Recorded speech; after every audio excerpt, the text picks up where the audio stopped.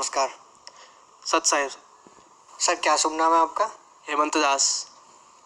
हेमंत दास जी, कहाँ से आए आप? हम उत्तराखंड जिला बागेश्वर गरुड़ साहिब हैं। सर संत रामपाल जी महाराज से कब जुड़े आप? हम संत रामपाल जी महाराज से 26 मई 2013 में जुड़े थे। सर आप एक पढ़े लिखे इंसान हैं, अभी युवा हैं, खेलने कूदने की उम्र है। सर इस उम्र में आप भक्ति कर रहे हैं? सर ऐसा है कि पढ़ने लिखने की उम्र अलग चीज़ है, पढ़ना अलग अपनी जगह पर अलग है, लेकिन भक्ति भी ज़रूरी है साथ में। क्योंकि ऐसा है कि अगर हमको इस जगह से मोक्ष प्राप्त करना है तो भक्ति करनी ज़रूरी है। ये जो लोक है, हमारे जो संत रामपाल जी महाराज हैं बताते हैं कि ये लोक जो है काल का लोक है। यहाँ मिलने वाली कोई भी सुख सुविधा सुख नहीं हो सकता। ये सब जो भी हम लोग यहाँ करते हैं ये हमारे भले के लिए नहीं है। ये संत रामपाल जी महाराज कई बार उदाहरण देते हैं कि जिस तरह कसाई बकरे पालता है उस तरीके से हमें यहाँ पर काल ने हमको यहाँ पर निरंजन ने हमको यहाँ पर पाला हुआ है। तो इसलिए यहाँ की सुख सुविधाओं से ज़्यादा हमको ध्यान रखना पड़ता है भक्ति के ऊपर। तो इसलिए भक्ति ज़्यादा ज़रूरी है, चाहे हमारी उम्र कुछ भी हो। सर बार बार आप भक्ति करने का जिक्र करते हैं, सर भक्ति क्यों करनी चाहिए? भक्ति करने से क्या लाभ होते हैं? सर ऐसा कि भक्ति से ही मोक्ष होता है, भक्ति के बिना मोक्ष संभव नहीं है। सर जैसा कि अभी आपने बताया कि भक्ति करने से मोक्ष मिलता है, सर मोक्ष क्या है? मोक्ष सर ऐसा है कि हम लोग जितने भी यहाँ पर जितने भी जीव जंतु प्राणी छोटे छोटे से लेके बड़े हाथी तक, छोटी चींटी से लेके सारे के सारे जितने भी जीव आत्माएं हैं वो सब सतलोक से आई हुई हैं।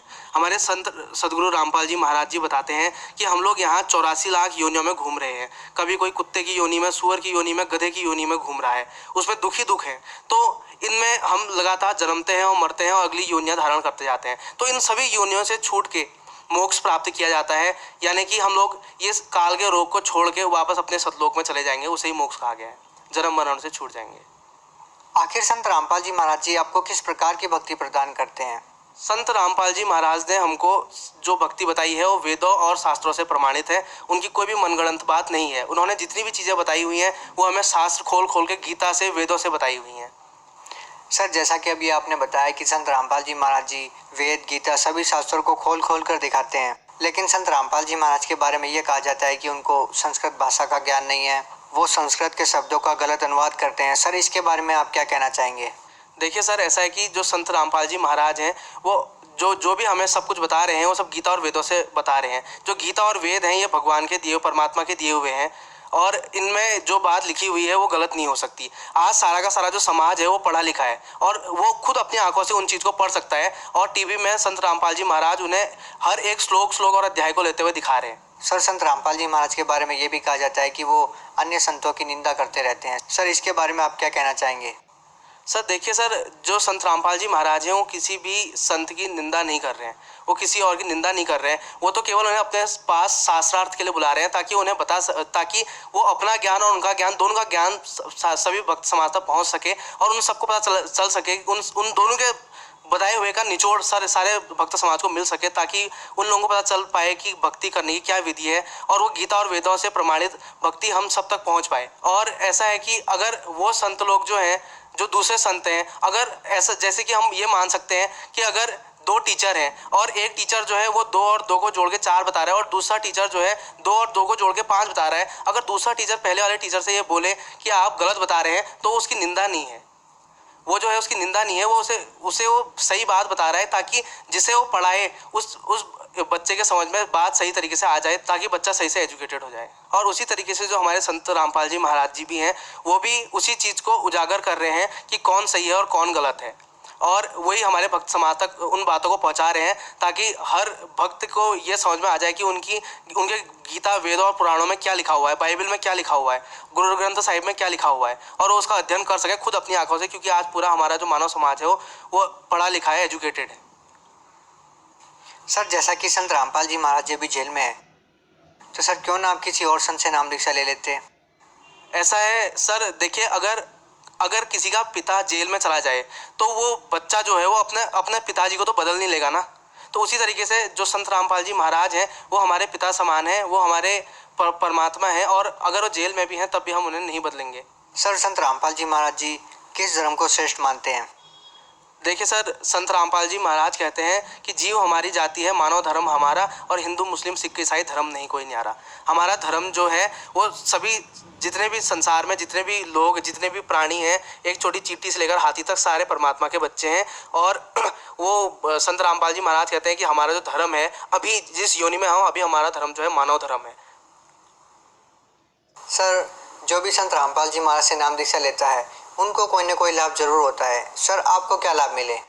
देखिए सर, जब मैंने संत रामपाल जी महाराज से दीक्षा ली तो मुझे कई सारे लाभ मिले। जैसे कि जब मैंने नाम नहीं लिया था उस समय मेरी क्या हालत थी कि मेरी जो तबीयत थी वो बहुत ज़्यादा ख़राब रहा करती थी। मुझे अर्थराइटिस भी थी, मेरे हार्ट में भी छेद था, और साथ ही साथ मैं अन्य देवी देवताओं की बहुत भक्ति भी करता था, लेकिन तब भी मुझे कोई लाभ नहीं मिलता था। मैं किताब खोल के पढ़ने के लिए बैठता था लेकिन मेरे समझ में कुछ नहीं आता था। मैं कई बार पढ़ने की कोशिश करता था लेकिन मेरे समझ में कभी कुछ नहीं आ पाया। जब मैंने संत रामपाल जी महाराज से नाम दीक्षा ली और उसके बाद में मुझे क्या होता था कि अगर मैं कभी दवाई खाना भूल जाता था, पहले जब मैं कभी दवाई खाना भूल जाता था तो 1 या 2 दिन अगर मैं दवाई खाना भूल गया तो मुझे बहुत तकलीफ होने लग जाती थी। मेरे हाथ पैर दर्द करते थे, जैसा अर्थराइटिस की बीमारी में होता ही है।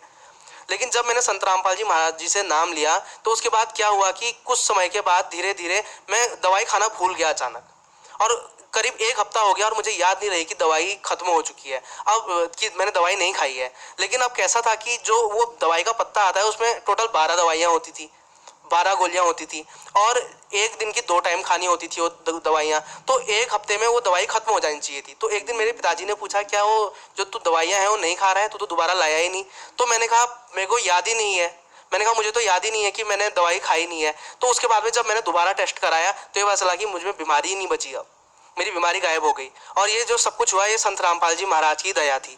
इसके साथ साथ एक बार क्या हुआ कि मैं संत रामपाल जी महाराज से उपदेश लेने के बाद एक दिन मुझे रात को ही स्कूल के लिए रास्ता लगना पड़ता था, क्योंकि मेरा जो विद्यालय था बहुत ज़्यादा दूर था। तो मैं रास्ता लगा था स्कूल के लिए, साथ में मेरे पिताजी भी थे, हम 2 जने साथ में विद्यालय की तरफ जा रहे थे। तो यहाँ से मुझे थोड़ा 3 किलोमीटर दूर है यहाँ से गरुड़, वहाँ तक पैदल जाना पड़ता था। तो क्या हुआ कि मैं पैदल जा रहा था और अचानक सामने से एक ट्रक आ गया। वो जो ट्रक था, अंधेरे का समय था, उसने एक हेडलाइट ऑन की थी और एक हेडलाइट ऑफ कर रखी थी। वो सामने से आया और उसने मेरी छाती पर टक्कर मार दी। मैंने ध्यान नहीं दिया और ना मेरे पिताजी को पता चल पाया। जब आवाज़ आई तो मेरे पिताजी ने पीछे देखा तो देखा कि वहाँ मैं नहीं था। उसी समय की बात है, कुछ ही सेकंडों की, और ट्रक आगे निकल गया। जब मेरे पिताजी ने नीचे देखा तो नीचे नदी किस्म की थी एक छोटी सी, तो वहाँ देखा कि मैं वहाँ गिरा हुआ था और मेरे सिर के नीचे पर एक पत्थर भी था। तो मेरे पिताजी नीचे आए और उन्होंने कहा कि बेटा उठ, हम लोग आरती करते हुए जा रहे थे, आरती करनी है, उठ करके कहा। तो मैं अचानक खड़ा हो गया, मैं उठ गया, और उसके बाद में साथ साथ आरती करते हुए हम चले गए। तो अब मेरे साथ हुआ क्या कि मेरे चोट जो लगी थी वो छाती और चेहरे पर लगी थी। धीरे धीरे वो चोट उतरनी शुरू हुई, मेरे हाथों पर आई, उसके बाद उतरते उतरते वो मेरी एक उंगली पर आके टिक गई। पूरी की पूरी जो दर्द थी वो एक उंगली पर आके टिक गई। और उस समय जब मैंने घर आके ये बात पापा को बताई तो पापा ने कहा बेटा ये तो होता ही है, ये तो सही बात है, क्योंकि संत रामपाल जी महाराज जी कहते हैं कि सदगुरु शरण में आने से आई टले बलाए, और जो मस्तक में सूली हो कांटे में टल जाए। और वही मेरे साथ भी हुआ। कुछ ही देर बाद जब हम लोगों ने आरती की, रात की संध्या आरती की, और उसके बाद में अचानक मेरे उंगलियों की दर्द गायब भी हो गई और मैं पूरी तरह से सही हो गया।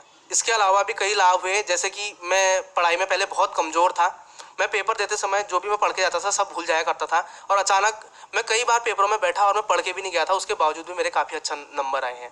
एक बार हमें वहाँ आश्रम में जाना था और मेरे पेपर था उस दिन, तो अब मुझे वो पेपर छोड़ना पड़ रहा था, जाना ज़रूरी था। तो मैंने पिताजी से कहा कि कोई बात नहीं, वो पेपर अपने आप रहता है, हम चले जाते हैं। हमारे स्कूल में क्या होता है कि अगर किसी का पेपर छूट जाए तो उसका दोबारा पेपर नहीं होता। तो हम लोग वहाँ चले गए और जब वापस आए तो मुझे ये पता लगा कि जो वो पेपर हुआ था उसमें जो सर ने पेपर बनाया था उसमें कई सारे प्रश्न गलत दे दिए थे। तो उनको सर को वो पेपर दोबारा कंडक्ट कराना पड़ गया, जिसके बाद में मेरा वो पेपर बहुत अच्छा चला गया। ये भी एक बहुत बड़ा लाभ था संत रामपाल जी महाराज की दया से। सर, संत रामपाल जी महाराज के बारे में और क्या बताएंगे आप हमारे दर्शकों को? मैं संत रामपाल जी महाराज के बारे में यही बताना चाहूँगा कि जो संत रामपाल जी महाराज हैं वो स्वयं कबीर साहेब के अवतार हैं। स्वयं कबीर साहेब धरती पर आए हुए हैं, क्योंकि जैसा कि दादू साहेब जी ने कह रखा है कि जिन मोकू निज नाम दिया सोई सदगुरु हमार, और दादू दूसरा कोई नहीं हो कबीर सृजनहार। दादू नाम कबीर का सुनकर कांपे काल, और नाम भरोसे जो नर चले तो होए न बाका बाल। दादू नाम कबीर की जे कोई लेवे ओट, और ताकू कभू न लागती है काल बज्र की चोट। और कह रखा है कि केहरी नाम कबीर का और विषम काल गजराज, दादू भजन प्रताप से भाग्य सुनत आवाज। वही कबीर साहेब जिनकी कृपा से काल भी नजदीक नहीं आता, वो संत रामपाल जी महाराज के रूप में अभी धरती पर आए हुए हैं। और सभी जगत के भगत आत्माओं से मेरी ये प्रार्थना है, सभी लोगों से मेरी ये प्रार्थना है कि जल्द से जल्द संत रामपाल जी महाराज का ज्ञान सुने और जल्द से जल्द संत रामपाल जी महाराज से दीक्षा प्राप्त करके अपना कल्याण कराएं। सर, संत रामपाल जी महाराज के बारे में ये भी कहा जाता है कि वो हजारों सालों से चलती आ रही पूजा पद्धति पर प्रश्न चिन्ह खड़ा करते हैं। सर, क्या संत रामपाल जी महाराज जी देव देवताओं की भक्ति छुड़वाते हैं? नहीं, संत रामपाल जी महाराज देवी देवताओं की भक्ति छुड़वाते नहीं हैं, बल्कि हमें देवी देवताओं की भक्ति करने की सही विधि बताते हैं। और वो भी सब शास्त्रों, वेदों, गीता, कुरान, बाइबल से प्रमाणित बताते हैं, गुरु ग्रंथ साहिब से प्रमाणित बताते हैं, कोई भी अपनी मन की बात नहीं बताते हैं। सर, आप भगत समाज को क्या संदेश देना चाहते हैं? मैं भगत समाज को यही संदेश देना चाहता हूँ कि जल्द से जल्द आप भी ज्ञान गंगा पुस्तक अगर आप तक पहुँच चुकी है, आप जल्द से जल्द परमात्मा का सत्संग देखें, ज्ञान प्राप्त करें। और अपने इस ऐसा कहा गया है कि मानव जन्म दुर्लभ है, मिले ना बारंबार, और तरवर से पत्ता टूट गिरे फिर बहुर न लगता डार। तो इसलिए जल्द से जल्द संत रामपाल जी महाराज से नाम दीक्षा लेके अपना कल्याण कराएं। सर, आखिर श्रद्धालु संत रामपाल जी महाराज से ही नाम दीक्षा क्यों ले? सर, ऐसा है कि हमें नाम दीक्षा उसी संत से लेनी चाहिए जो हमें गीता और वेदों से अनुसार हमें भक्ति बताए। गीता अध्याय नंबर 15 के श्लोक नंबर 1 में कहा गया है कि सच्चा संत वही है जो हमें संसार रूपी उल्टे पीपल के वृक्ष के प्रत्येक जो हिस्से हैं उनके बारे में समझाए। और ये संत रामपाल जी महाराज ने भी बताया। और साथ ही साथ आज से 600 वर्ष पहले कबीर साहिब जी जब हमारे पृथ्वी पर आए हुए थे, उन्होंने भी कहा हुआ है कि अक्षर पुरुष एक पेड़ है, निरंजन वा की डार, और तीनों देवा साका है, पात रूप संसार। तो इसलिए जो संत रामपाल जी महाराज हैं, वो जो भी भक्ति हमें बता रहे हैं वो शास्त्रों और वेदों से प्रमाणित बता रहे हैं, तो हमें उनसे ही नाम दीक्षा लेनी चाहिए। सर, अभी आपने बताया कि सच्चे संत से नाम दीक्षा लेनी चाहिए। सर, भगत समाज इस बात का निर्णय कैसे करे कि कौन सच्चा संत है, वो किससे नाम दीक्षा ले? सर, जो सच्चे संत की पहचान है वो गीता अध्याय नंबर 15 के श्लोक नंबर 1, 2, 3 और 4 में कही हुई है। तो वो संत रामपाल जी महाराज हमेशा अपने सत्संगों में बताते रहते हैं। तो जो गीता वेदों से प्रमाणित ज्ञान दे रहा है वही सच्चा संत है। और भक्त समाज को उस चीज़ को देखना चाहिए। आज सारे जितना भी समाज है सब एजुकेटेड लोग हैं, सारे के सारे पढ़े लिखे लोग हैं। तो उन्होंने इस चीज़ के ऊपर विचार करना चाहिए और सारी चीज़ों के बारे में अच्छी तरह से जानकर संत रामपाल जी महाराज के सत्संग सुनने के बाद में, पूरा ज्ञान लेने के बाद में, उन्हें संत रामपाल जी महाराज से ही ज्ञान लेना, मंत्र लेना चाहिए, दीक्षा लेनी चाहिए। सर, अभी आप बार बार शास्त्रों के बारे में बात कर रहे हैं। सर, जितने भी संतों पंथों में हम जाते हैं, सभी से मिलते हैं, सभी मतलब श्रीमद् भगवद गीता का पाठ करते हैं, वेदों के अनुसार साधनाएं करते हैं, और आप भी यही बोल रहे हो। सर, इन दोनों बातों में भिन्नता क्या है? सर, भिन्नता ये है कि जो संत रामपाल जी महाराज हैं वो उन किताबों को खोल कर दिखा रहे हैं, और जो अन्य हैं वो अपनी तरफ से खाली बताते हैं। वो उन्होंने कभी किताबें खोली नहीं है, वो दिखाते नहीं है मानव समाज को कि किन किताबों में लिखा क्या है असलियत में। लेकिन संत रामपाल जी महाराज वो सभी किताबों को खोल के दिखा रहे हैं, सभी सदग्रंथों को खोल के दिखा रहे हैं। सर, भगत समाज को आप क्या संदेश देना चाहेंगे? सर, भगत समाज को मैं यही संदेश देना चाहूँगा कि जल्द से जल्द संत रामपाल जी महाराज की शरण में आए, ज्ञान प्राप्त करें और दीक्षा लें और अपना कल्याण करें। जी, बहुत बहुत धन्यवाद आपका। सत्साई।